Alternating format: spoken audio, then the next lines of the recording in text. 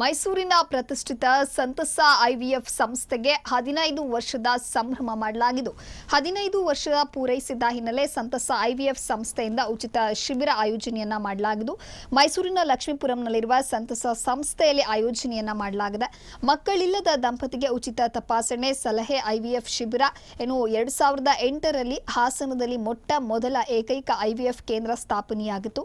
Doctor ಸೌಮ್ಯ ದಿನೇಶ್ ನೇತೃತ್ವದಲ್ಲಿ ಸಂತಸ IVF ಸಂಸ್ಥೆ ಸ್ಥಾಪಿತಗೊಂಡಿದ್ದು 2014ರಲ್ಲಿ ಮೈಸೂರು ನಗರದಲ್ಲೂ ಸಂತಸ ಐವಿಎಫ್ ಸಂಸ್ಥೆ ಆರಂಭಗೊಂಡಿದೆ. 15 ವರ್ಷ ತುಂಬಿದ ಹಿನ್ನೆಲೆ 2 ದಿನಗಳ ಉಚಿತ ತಪಾಸಣೆ ಶಿಬಿರವನ್ನು ಹಮ್ಮಿಕೊಳ್ಳಲಾಗಿದ್ದು ಕಾರ್ಯಕ್ರಮಕ್ಕೆ ದೀಪ ಬೆಳಗಿಸೋದರ ಮೂಲಕ ಎಎಸ್ಪಿ ನಂದಿನಿ ಚಾಲನೆಯನ್ನ ನೀಡಿದ್ದಾರೆ. ಅರಣ್ಯಾಧಿಕಾರಿ ಡಾಕ್ಟರ್ ಬಸವರಾಜು, ಉರುಗು ಸಂರಕ್ಷಕ ಸ್ನೇಕ್ ಶ್ಯಾಮ್, ಸಂತಸ ಐವಿಎಫ್ ಸಂಸ್ಥೆ ನಿರ್ದೇಶಕರಾದ ಡಾಕ್ಟರ್ ಸೌಮ್ಯ ದಿನೇಶ್, ಗೌರವ ಸಲಹೆಗಾರರಾದ ಡಾಕ್ಟರ್ ಎಚ್ಬಿ ರಾಜಶೇಖರ್ ಸೇರಿ ಹಲವರು ಭಾಗಿಯಾಗಿದ್ದರು. ವಿರಾಜಪೇಟೆಯ ವೆಟರ್ನರಿ ಹಾಸ್ಪಿಟಲ್ ಅಲ್ಲಿ ಹಾಗೂ ಕುದುರೆ ನಮ್ಮ ಸಂಸ್ಥೆ ಸಂತಸ ಐವಿಎಫ್ ಇಂದಿಗೆ ಈ ವರ್ಷಕ್ಕೆ 15 ವರ್ಷಗಳನ್ನ ತುಂಬಾ ಸಾರ್ಥಕತೆಯಿಂದ ಸಮರ್ಥವಾಗಿ ಸಂಪೂರ್ಣ ಮಾಡಿದೆ. ಸಾವಿರಾರು ಜನರ ಮಡಿಲು ತುಂಬಿದೆ ಅಂತ ಹೇಳೋದಕ್ಕೆ ಸಂತೋಷ ಪಡ್ತೀನಿ. ನಮ್ದು ಕೇವಲ ವೈದ್ಯಕೀಯ ಸೇವೆ ಅಂದ್ರೆ ಡಾಕ್ಟರ್ಸ್ ಸಾಮಾನ್ಯವಾಗಿ ಯಾರಿಗೆ ಕಷ್ಟ ಇರುತ್ತೆ ಅದ್ರ ಚಿಕಿತ್ಸೆ ಮಾಡ್ತಿರ್ತಾರೆ. ನಮ್ಮ ಸಂಸ್ಥೆ ಬರೀ ಅಷ್ಟೇ ಮಾಡ್ತಾ ಇಲ್ಲ, ಅದನ್ನ ಮುಂದುವರಿಸ್ಕೊಂಡು ಹೋಗುವಂತಹ ಸಮರ್ಥವಾಗಿ ಅದನ್ನ ಮುಂದುವರಿಸ್ಕೊಂಡು ಎಲ್ಲ ಕಡೆ ಅವ್ರು ಎಲ್ಲಿ ಹೋದ್ರೂ ಅದೇ ರೀತಿ ಚಿಕಿತ್ಸೆ ನೀಡುವಂತಹ ವೈದ್ಯರಿಗೆ, ಯುವ ವೈದ್ಯರಿಗೆ ಸಹ ತರಬೇತಿಯನ್ನ ಮತ್ತೆ ಜ್ಞಾನಧಾರೆಯನ್ನ ನೀಡ್ತಾ ಬಂದಿದೆ ಅಂತ ಹೇಳೋದಕ್ಕೂ ಸಹ ಸಂತೋಷ ಪಡ್ತೀನಿ. ಸಂತಸ ಸಂಸ್ಥೆ 2008ರಲ್ಲಿ ಮೊಟ್ಟ ಮೊದಲ ಬಾರಿಗೆ ಹಾಸನ ಜಿಲ್ಲೆಯಲ್ಲಿ ಪ್ರಾರಂಭ ಆಯಿತು.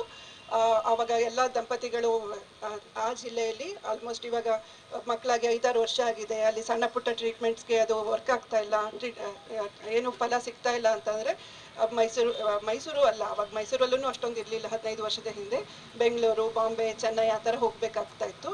ಸೊ ಇಂತಹ ಸಮಯದಲ್ಲಿ ಒಂದು ಎಚ್ಚರಿಕೆ ಗಂಟೆ ಅಂತಂದರೆ ನಮ್ಮ ಕೈಲಿರೋದು ನಮ್ಮ ವಯಸ್ಸು ಮಾತ್ರ.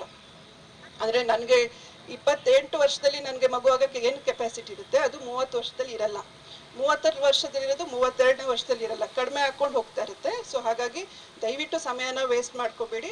ಆದಷ್ಟು ಇವಾಗ 1 ವರ್ಷ ಟ್ರೈ ಮಾಡಿದ್ರಿ ಆಗ್ತಾ ಇಲ್ಲ ಅಂದರೆ ತಜ್ಞ ವೈದ್ಯರನ್ನು ಕಾಣಿ, ಸೆಕೆಂಡ್ ಒಪಿನಿಯನ್ ಇನ್ನೊಬ್ಬರು ಡಾಕ್ಟರ್ ಹತ್ರ ಹೋಗಿ.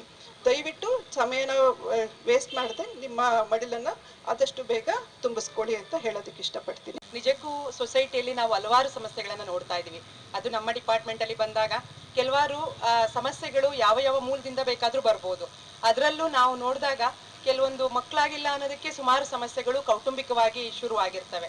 ಸೊ ಅಂತಹ ಒಂದು ಸಮಸ್ಯೆಯನ್ನ ಬಗೆಹರಿಸುವಲ್ಲಿ ತಾವು ಒಂದು ಉತ್ತಮ ನಿರ್ಧಾರ ಮಾಡಿ ಈ ರೀತಿಯಾದಂಥ ಸಂಸ್ಥೆನ ಮಾಡ್ತಾ ಇದ್ದೀರಾ. ಜೊತೆಗೆ ಅವರಿಗೆ ಈ ದಿನ ಒಂದು ಉಚಿತ ಶಿಬಿರವನ್ನ ಹಮ್ಮಿಕೊಂಡಿರುವಂಥದ್ದು ನಿಜವಾಗ್ಲೂ ಇದೊಂದು ಸರ್ವಿಸ್ ಮೈಂಡ್ ಇಟ್ಕೊಂಡಿರುವಂಥದ್ದು ಅನ್ನೋದಕ್ಕೆ ಒಂದು ನಿಜವಾದ ಸಾಕ್ಷಿ ಅಂತೇಳಿ ನಾನು ಪರಿಗಣಿಸ್ತೇನೆ. ಅದಕ್ಕೆ ಮೊದಲನೇದಾಗಿ ತಮಗೆ ಅಭಿನಂದನೆಗಳನ್ನ ಸಲ್ಲಿಸ್ತೇನೆ.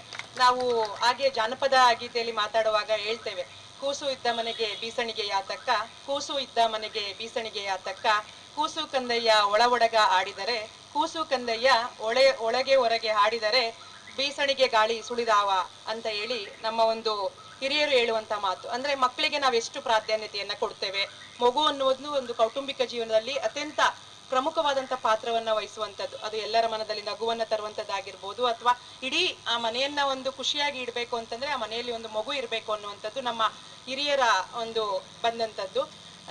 ನಾವೆಲ್ಲ ಹೇಳ್ತೀವಿ ಮನೆ ತುಂಬಾ ಮಕ್ಳಿರ್ಬೇಕು ಅಂತ ಹೇಳಿ ಮೊದಲಿನ ಕಾಲದಲ್ಲೆಲ್ಲ ಹೇಳ್ತಾ ಇದ್ರು. ಈಗ ಅದಾಗೋದಿಲ್ಲ, 1-2 ಮಕ್ಳು ಸಾಕೊಳ್ಳೋದಕ್ಕೆ ಕಷ್ಟ ಆಗ್ತಿದೆ ನಮ್ಗೆಲ್ಲರೂ ಸಹ. ಮೇಡಮ್ ಹೇಳ್ದಂಗೆ ಅದು ಒಂದ್ ರೀತಿಯಲ್ಲಿ ಕಡಿಮೆ ಆಗ್ತಾ ಬರ್ತಾ ಇದೆ. ಸೊ ನಮ್ಗೀಗ 1 ಅಥವಾ 2 ಮಕ್ಳು ಸಾಕಿದ್ರೆ ಅದೇ ಒಂದು ದೊಡ್ಡ ಸಾಧನೆ ಜೀವನದ್ದು.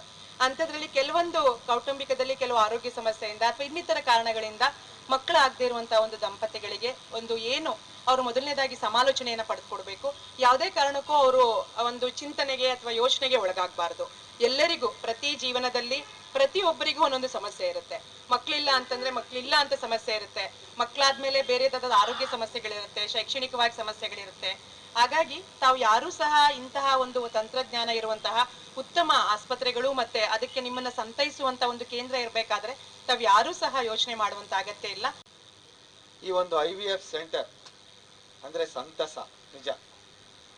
ಸ್ನೇಹಿತರೆ, ನಾವು ಚಿಕ್ಕಂದ್ರಲ್ಲಿದ್ದಾಗ ಯಾವ್ದನ್ನ ಒಂದು ಹೆಣ್ಣು ಮಗಳಿಗೆ ಮಗು ಆಗ್ಲಿಲ್ಲ ಅಂದ್ರೆ ಅವ್ಳಿಗೊಂದು ಪಟ್ಟ ಕಟ್ತಿದ್ರು, ಅದ್ರ ಹೆಸರು ಹೇಳಲ್ಲ ನಾನು, ಆ ಪಟ್ಟ ಕಟ್ತಿದ್ರು.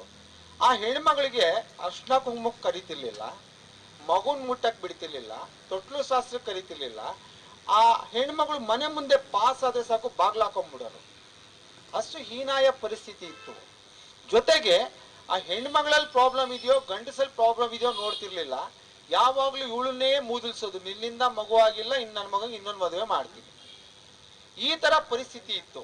ಅಂತ ಒಂದು ಇದರಲ್ಲಿ ಇವತ್ತಿನ ದಿನ ಈ IVF ಸೆಂಟರ್ನಿಂದ ಎಷ್ಟೋ ಜನಕ್ಕೆ ಒಂದು ಮಗು ಅನ್ನೋ ನಗುನ ತಂದುಕೊಟ್ಟಿದ್ದಾರೆ. ಅದಕ್ಕೆ ನಾನು ತುಂಬಾ ಖುಷಿ ಪಡ್ತೀನಿ. ನಮ್ಮ ಇನ್ನೋರ್ವ ಅತಿಥಿಗಳಾದ doctor Nandini, additional superintendent of police Mysuru ಆಗಿರುವ ಇವರು ಪರಿಸರವಾದಿ ಹಾಗೂ ಹಾವಿನ ಉತ್ಸಾಹಿ. ವೃತ್ತಿಯಲ್ಲಿ ಇಂದು ಈ ಉಚಿತ IVF ತಪಾಸಣೆ ಶಿಬಿರವನ್ನು ಹಮ್ಮಿಕೊಂಡಿರುತ್ತೇವೆ. ಇವರು ಸಭೆಯನ್ನು ಕುರಿತು ಒಂದೆರಡು ಮಾತನಾಡ